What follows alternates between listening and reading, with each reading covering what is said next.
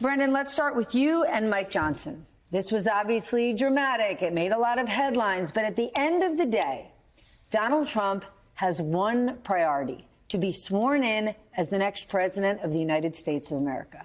Did anyone really think that there was a single Republican elected official that was going to stand in the way and block Mike Johnson and delay Donald Trump? Yeah, there were enough Republicans who thought that they could maybe get some attention for themselves, maybe have a little weekend where they all keep everybody in session. But when there were only 3 people at the end of the day who voted against him, it was very clear, I guess, before they switched their votes, it was very clear that Mike Johnson was going to be Speaker of the House again. When Kevin McCarthy lost his vote, he lost 19 people, a lot more than a lot of folks expected. That number ultimately rose to 20. These folks were on an island very quickly, and there was intense pressure that was going to come down, not just on Donald Trump, but the rest of their colleagues on them. And the real question for them was, to what end are you doing this? What are you trying to get out of this? Mike Johnson basically said, I'm giving you nothing for this, which I credit him for. That was clearly the right move.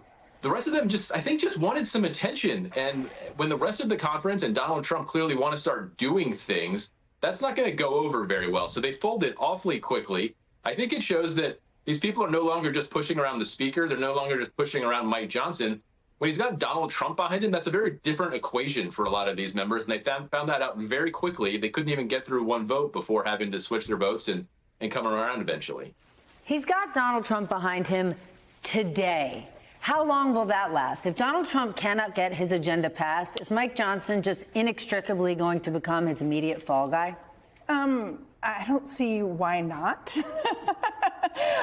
Because someone would have to be the fall guy, right? Mm-hmm. But what was so stunning to me about today was exactly what he was saying, was the fact that people fell in line so quickly. And there was all of this buildup, right? There were representatives tweeting things like, this is going to go to multiple votes. And then when it came their turn to vote, they voted for Johnson. It was just a multiple weird... votes. Yes, please, you're in. You betcha, sir. Yes. And then a whole bunch of people who were just like, oh, I'm not going to vote. I'm going to wait till the end. Like, what is that? That's like just reality television behavior. Like, it's not real behavior. No way. Reality television behavior? They'd be throwing down. They would go first. What's your take on how it happened? Well, I think what is fascinating about this is how it ended up being so anticlimactic in terms of just being boring, regular politics. I mean, if you're a hillhead, there's stories about, blocking certain votes from happening so they could get off, into the cloakroom and make these phone calls and work it out. But if you're not that plugged in, it's like the Republicans nominated their Republican leader, made him the Speaker of the House, and moved on. And that, to me, is just such an interesting transition from what everybody has been thinking about with this last Congress and how crazy it was. This one, day one, pretty boring. Okay, the last Congress and also the last Trump administration, right? I went into this morning thinking we had chaos in the first Trump administration. We're walking into chaos now. Except we didn't. One vote and he was in. And not only that, the rules changed this evening so that one person cannot move to vacate the speakership. It's now 9. Thank so you, Matt Gaetz. Some protection yes. there for Well, and what's really going to be interesting stuff.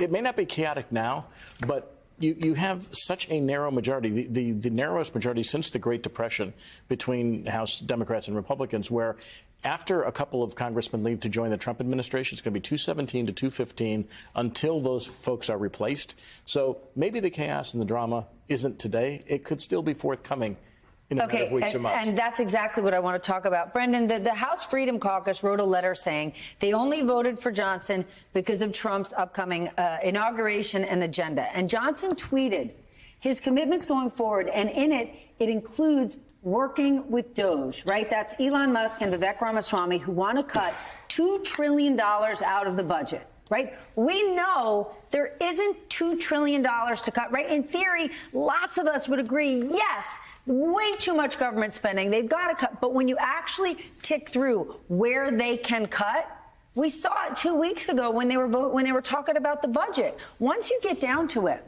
those Congress people don't want to make these cuts because they cannot get reelected. Vivek Ramaswamy and Elon Musk don't have to worry about that. They're private citizens who don't have to run for anything. So how is legislating actually going to work here? Yeah, and this is the problem that Kevin McCarthy ran into. He gave people the impressions they were going to be able to do far deeper spending cuts than were practical. And Mike Johnson is going to run into the same problem that Kevin McCarthy did. You have to get things through the Senate. You can sit there in the House of Representatives and say you want to cut all day long, but that doesn't make law.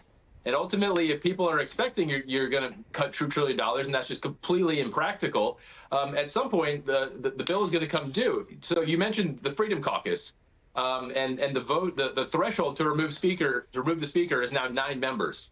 Freedom Caucus puts out a letter shortly after this vote. There's 11 of them signing it. I don't think it was an accident that they were showing we have the numbers if we want to kick you out at some point. And it wouldn't surprise me if come March, for example, when they have to fund the government, the first opportunity to do anything fiscal, and they can't do much of anything to cut spending at all, that this is going to come right back around, and we're going to potentially see a motion to vacate. I think you're right. Donald Trump will only really tolerate him as long as he feels like he's moving his agenda.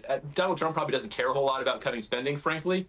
But if there's a bunch of grumbling and unease from the members who are most aligned with him, I don't know how long we can be expected to have Donald Trump bailing out Mike Johnson over and over again.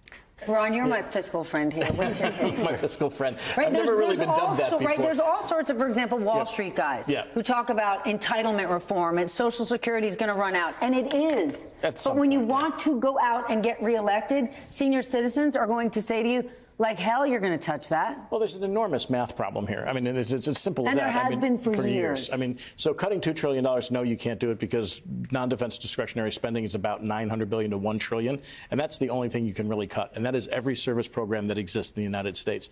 Then beyond that, economists, as you indicate, have pointed out also that Donald Trump's agenda, if fully enacted, would cost somewhere between $5 to $15 trillion in additional debt added to the national total of $36 trillion. So even if you cut $2 trillion over 10 years, you're still going to be adding to deficits and debt no matter what you do. So there is going to be some dynamic math tension going on in really just the next couple of weeks. I think it's weird how fast Doge has taken over the conversation about the next Trump administration, right? This is a guy who was elected to do stuff about the border, to do all these deportations, to bring back jobs, to do all this sort of stuff. And then Elon Musk comes in and starts talking about this Doge stuff. And as you mentioned, everybody likes the idea of cutting things until the cutting actually happens. Then they get really pissed off about it.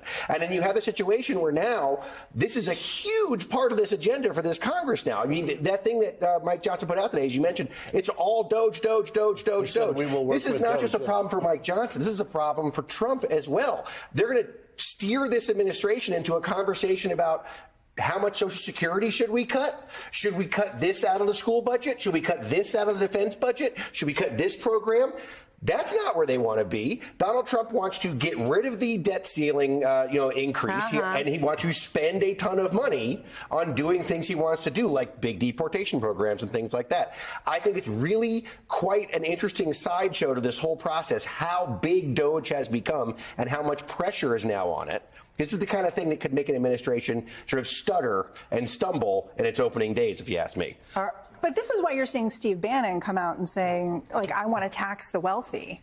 And this is my new agenda, the full populist agenda, because he talks explicitly about the fact that there was the killing of the healthcare executive. He thinks that's a huge thing for the American public. And he thinks that Donald Trump needs to respond to this. And I think you're going to see a huge clash right away between the traditional Republicans and then this sort of Steve Bannon pressure of cut. Okay, but Donald Trump has spent the last 5 weeks in all, I'm not even saying this in a negative way, in all his glory, right? Like he is lathered up at Mar-a-Lago, right? His favorite place on earth in a 24-karat bathtub surrounded by super wealthy people kissing his ring. Yeah. So there's no way, and even look at the people he's appointing, right? The number 2 guy in Treasury who's overseeing tax policy is a huge tax lobbyist who last worked for Microsoft and cruise lines, who knows full well how corporations can avoid paying taxes, but is not someone who's focused on the IRS collecting them. So that Steve Bannon agenda and that MAGA universe. They just cut $25 billion from the IRS budget. Yeah. But this is why we're saying today may have looked kind of calm and orderly, but that can't hold. It can't last because these factions exist.